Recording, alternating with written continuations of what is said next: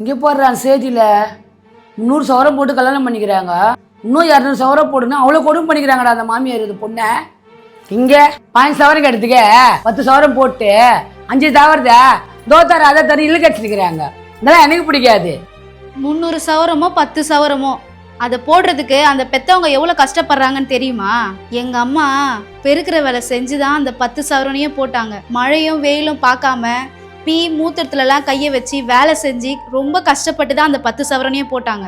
இங்க ஒவ்வொரு அப்பா அம்மாவும் தான் பொண்ணு சந்தோஷமா இருக்கணும்ன்ற எண்ணத்துல தான் வரதட்சணை கொடுக்குறாங்க.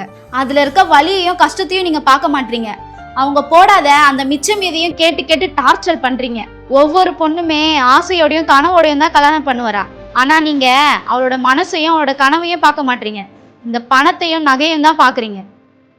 மா, நீங்க வரதட்சணையை பத்தி பேசும்போதெல்லாம் உங்க நல்லதுக்கு தாண்டா சொல்றேன்னு சொல்லி எங்க வாயை அடைச்சிடுறீங்க.